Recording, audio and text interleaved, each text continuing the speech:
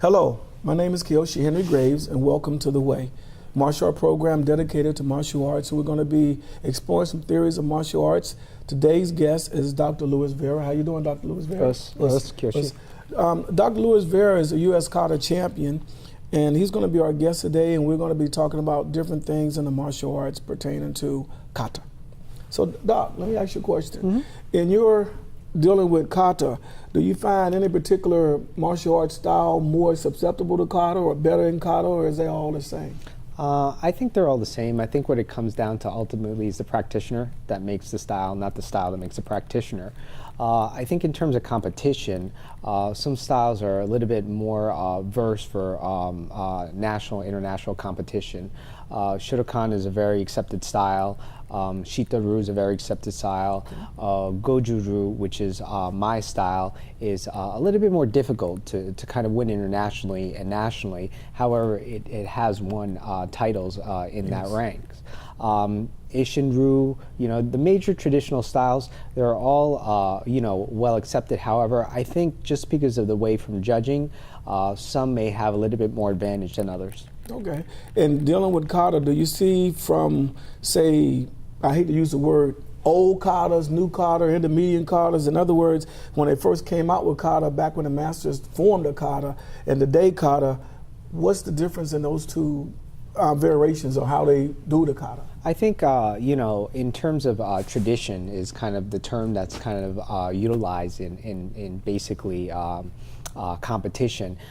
Traditional is meant to be unchanged. However, it appears that, to kind of get original katas and forms, there is some variation. So there are basic steps in terms of each of the katas. However, as to strictly traditional, it can be very, very subjective. What some of the major international and national traditional kata circuits try to utilize is certain standards to at least have some sort of basis, so there isn't a tremendous amount of variation. But it's almost like a loaded term, the word tradition. Okay, I heard you say different organizations. Like, which organizations that you're referring to? Is it how many different organizations is it, or maybe some of the organizations you participated in? How do they look at kata in each one of those kind of there's quite a few. There's AAU, there's USA NKF. AAU is for Amateur Athletic Union. Okay. USA NKF is USA National Karate Do Federation. You also have NBL and NASCA. In terms of more open styles of martial arts, but they do have traditional divisions. So, AU, USNCAF, NBL, and NASCAR, I would say, are the four major kind of competition arenas that are out there. More traditional, though, typically are USNCAF and AAU. Those are the main two standards. So when you say tradition, are you saying that they hold to the way the kata was done for 20 years or that kind of thing, or traditional as far as the school lineage of the kata? I think they're stricter in terms of mandates, in terms of how the katas are performed as opposed to some of the other organizations. Whether it's correct or incorrect, they do have written standards that are strictly abided by. USNKF is a representative body for karate in the United States. They're basically under the IOC, the International Olympic Committee, although karate is not a traditional, is not a recognized Olympic sport yet. Yes. They hold that responsibility. So in traditional karate, if you want to possibly attend the Olympics, USNCAF is the representative body, so they need to meet certain standards for the Olympics. Oh, great, so yes. Great. In your years of participating in kata, do you feel that most practitioners are open, or in other words, the open division is one division, maybe you participate in more of the traditional division. Do you find dealing with the more traditional division, you find more of a higher standard, or in the open arena, do you find eclectic kata, something or which is one better than the other? That's my question. I wouldn't say one is better than the other. I would say that they're different, and they have same standards within their discipline.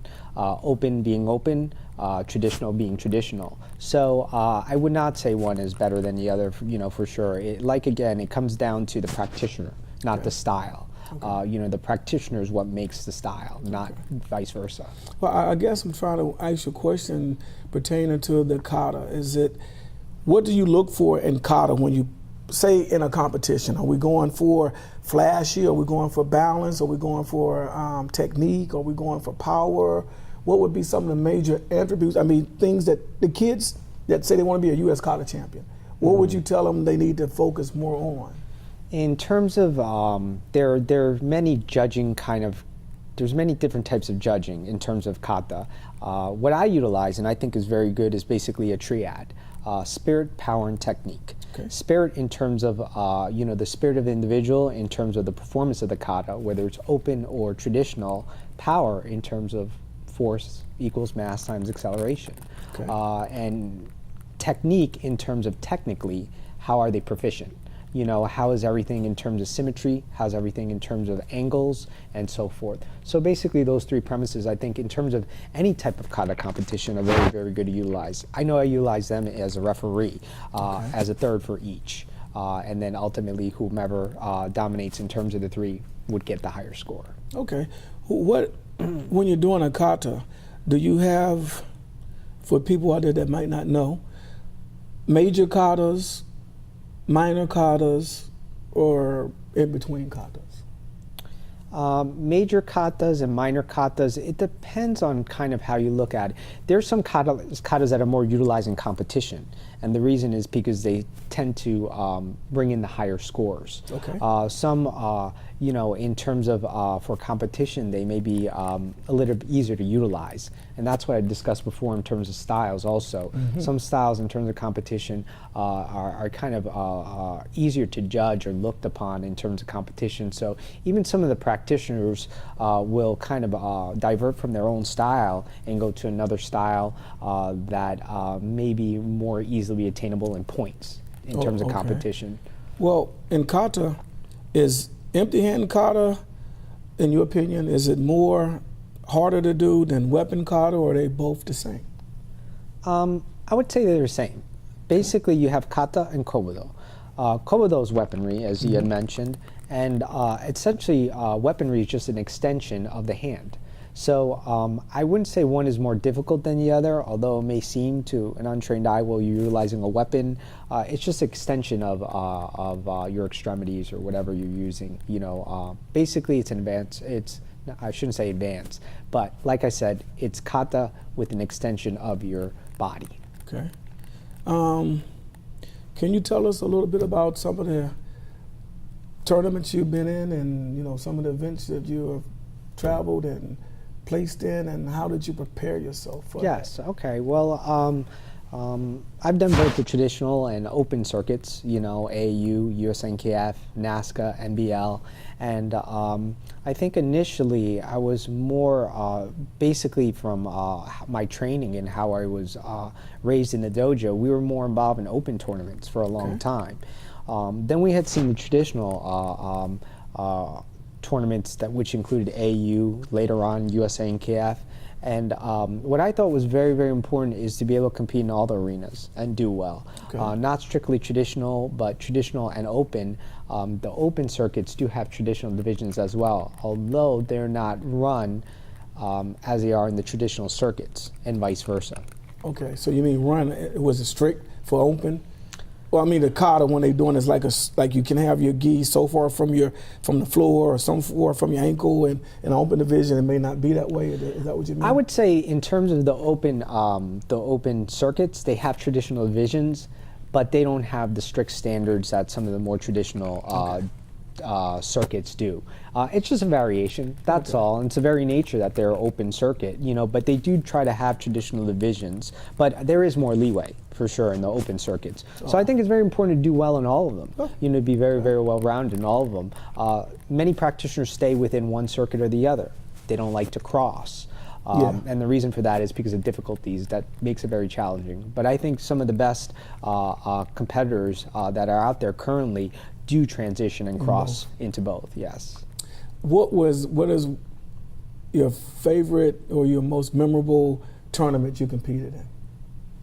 My most memorable or favorite tournament, probably, it wouldn't come as to titles or high or international events, but I would have to say in 2012 AU State Championships. Okay. And the reason for that is because I was retired for 12 years from Wow. competition. You mean, wait, let me stop right there. You stopped for 12 years Yes, and correct. went back into competition. Yes, correct. Yes.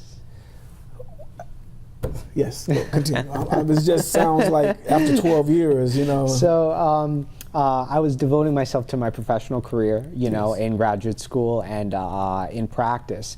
And, you know, I kind of was getting, you know, the feeling that I wanted to return to competition after a long hiatus. And I contacted some very close friends and said, listen, you know, I'm thinking about returning to the competition area.